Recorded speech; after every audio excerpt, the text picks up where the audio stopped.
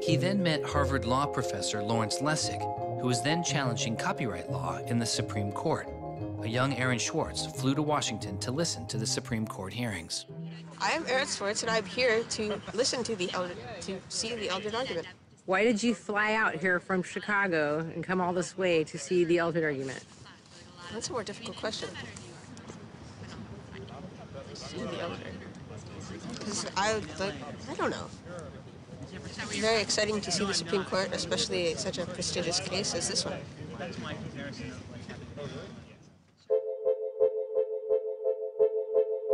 Lessig was also moving forward with a new way to define copyright on the internet. It was called Creative Commons. So the simple idea of Creative Commons is to give people, creators, a simple way to mark their creativity with the freedoms they intended to carry. So if copyright is all about all rights reserved, then this is a kind of some rights reserved model. It's I want a simple way to say to you, here's what you can do with my work, even if there are other things which you need to get my permission before you could do. And Aaron's role was the computer part. Like, how do you architect the licenses so they would be simple and understandable and expressed in a way that machines could process it? And people are like, why do you have this, 15-year-old kid writing the specifications for the Creative Commons? Like, don't you think that's a huge mistake? And Larry's like, the biggest mistake we would have is not listening to this kid. He's not even tall enough to get over the podium, and it wasn't these movable podiums, so it was this embarrassing thing where once he put his screen up, nobody could see his face. When you come to our website here, and you go to Choose License, it gives you this list of options, explains what it means, and you fill out 3 simple questions. Do you want to require attribution? Do you want to allow commercial uses of your work? Do you want to allow modifications of your work? I was floored, just completely flabbergasted that these adults regarded him as an adult. And Aaron stood up there in front of a whole audience full of people and just started talking about the platform that he'd created for Creative Commons. And they were all listening to him. I was sitting at the back thinking, he's just a kid. Why are they listening to him? But they did. Well, I don't think I comprehended it fully. Though critics have said it does little to ensure artists get paid for their work, the success of Creative Commons has been enormous. Currently on the website Flickr alone, over 200 million people use some form of Creative Commons license. He contributed through his technical abilities, and yet it was not simply a technical matter to him. Aaron often wrote candidly in his personal blog. I think deeply about things, and I want others to do likewise. I work for ideas and learn from people. I don't like excluding people. I'm a perfectionist, but I won't let that get in the way of publication. Except for education and entertainment, I'm not going to waste my time on things that won't have an impact. I try to be friends with everyone, but I hate it when you don't take me seriously.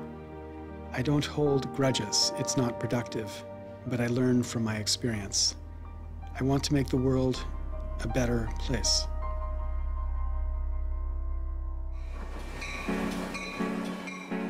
In 2004, Swartz leaves Highland Park and enrolls in Stanford University. He had had ulcerative colitis, which was very troubling, and we were concerned about him taking his medication. He got hospitalized, and he would take this cocktail of pills every day. And one of those pills was a steroid, which stunted his growth and made him feel different from many of the other students. Aaron, I think, shows up at Stanford ready to do scholarship and finds himself in effectively a babysitting program for overachieving high schoolers who, in 4 years, are meant to become, captains of industry and one percenters. And I think it just made him bananas. In 2005, after only 1 year of college, Swartz was offered a spot at a new startup incubation firm called Y Combinator, led by Paul Graham. And he's like, hey, I have this idea for a website. And Paul Graham likes him enough and says, yeah, sure. So Aaron drops out of school, moves to this apartment. So this used to be Aaron's apartment when he moved here. I have vague memories of my father telling me how difficult it was to get a lease because Aaron had no credit and he dropped out of college. Aaron lived in what's now the living room, and some of the posters are left over from when Aaron lived here. And then the library. There are more books, but a lot of them are Aaron's. Aaron's Y Combinator sign was called Infogami, a tool to build websites. But Infogami struggles to find users, and Swartz eventually merges his company with another Y Combinator project in need of help. It was a project headed by Steve Huffman and Alexis Ohanian, called Reddit. There we were, starting from almost nothing. No users, no money, no code, and growing day by day into a hugely popular website. And it showed no signs of letting up. First we had 1,000 users, then 10,000, then 20,000, and on and on. It was just incredible.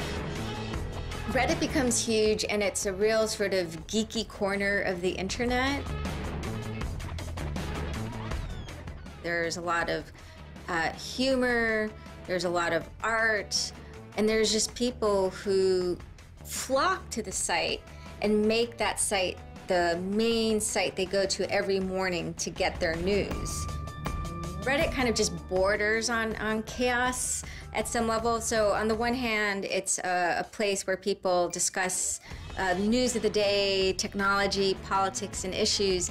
And yet there is a lot of kind of not safe for work material, offensive material. There's some subreddits where trolls find a welcome home. And so in that sense, Reddit has been kind of home to controversy as well. It kind of sits on that edge of chaos. Reddit catches the attention of the corporate magazine giant Condé Nast, who makes an offer to buy the company. Some large amount of money, large enough that my dad was getting bugged with questions about, like, how do I store this money? Like a lot of money. Like a lot of money. Like, probably more than $1 million, but I don't actually know. And he is how old at the time? 19, 20. So it was in this apartment. They like sat around on what predated these couches, hacking on Reddit.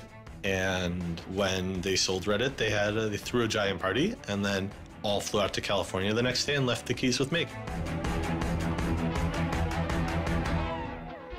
It was funny, you know, he just sold a startup, so we all kind of presumed he was the richest person around, but he said, oh no, I'll take this tiny little shoebox-sized room. That's all I need. Like, it was barely larger than a closet. The idea of him spending his money on fancy objects just seems so implausible. He explains it's like, I like living in apartments, so I'm not gonna spend a lot of money on a new place to live. I'm not gonna buy a mansion. And I like wearing jeans and a t-shirt, so I'm not gonna spend any more money on clothes. So like, it's, you know, really no big deal. What is a big deal to Swartz is how traffic flows on the internet and what commands our attention. In the old system of broadcasting, you were fundamentally limited by the amount of space in the airwaves. You know, you could only send out 10 channels over the airwaves of television, right? Or even with cable, you had 500 channels. On the internet, everybody can have a channel. Everyone can get a blog or a MySpace page. Everyone has a way of expressing themselves.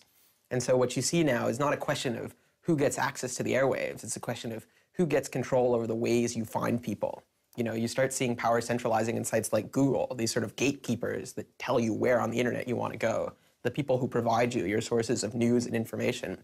So it's not, you know, only certain people have a license to speak. Now everyone has a license to speak. It's a question of who gets heard.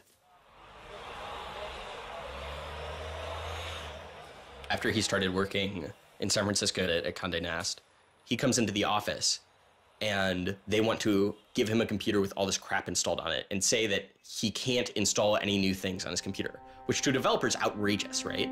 From the first day, he was complaining about all this stuff. Gray walls, gray desks, gray noise. The first day I showed up here, I simply couldn't take it. By lunchtime, I had literally locked myself in a bathroom stall and started crying. I can't imagine staying sane with someone buzzing in my ear all day, let alone getting any actual work done. Nobody else seems to get work done here either. Everybody's always coming into our room to hang out and chat or invite us to play the new video game system that Wired is testing. He really had different aspirations that were politically oriented.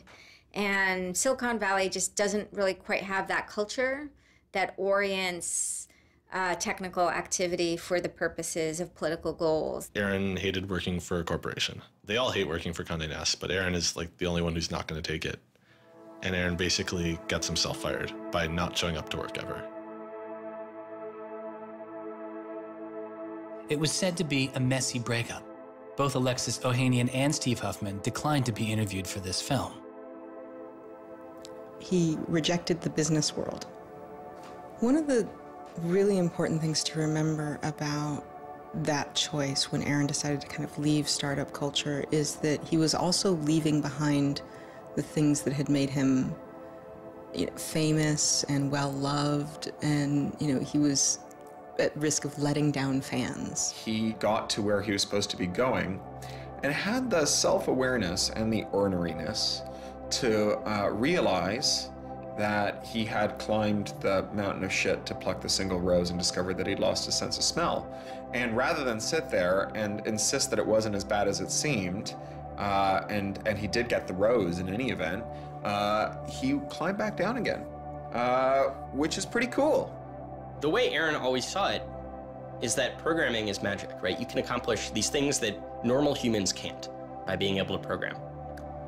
So if you had magical powers, would you use them for good or to make you mountains of cash? Swartz was inspired by one of the visionaries he had met as a child, the man who had invented the World Wide Web, Tim Berners-Lee.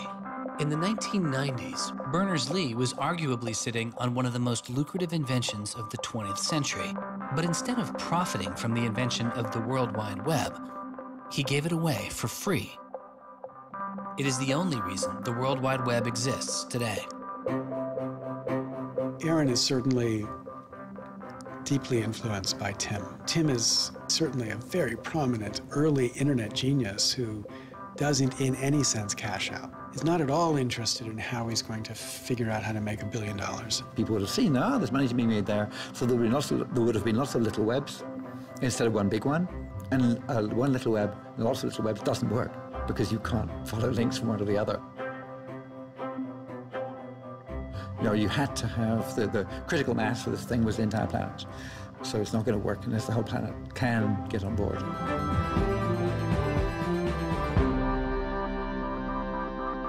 I mean, I feel very strongly that it's not enough to just live in the world as it is, to just kind of take what you're given and, follow the things that adults told you to do and that, your parents told you to do and that society tells you to do. I think you should always be questioning. I take this very scientific attitude that everything you've learned is just provisional, that, it's always open to recantation or refutation or questioning. And I think the same applies to society. Once I realized that there were real serious problems, fundamental problems that I could do something to address, I didn't see a way to forget that. I didn't see a way not to.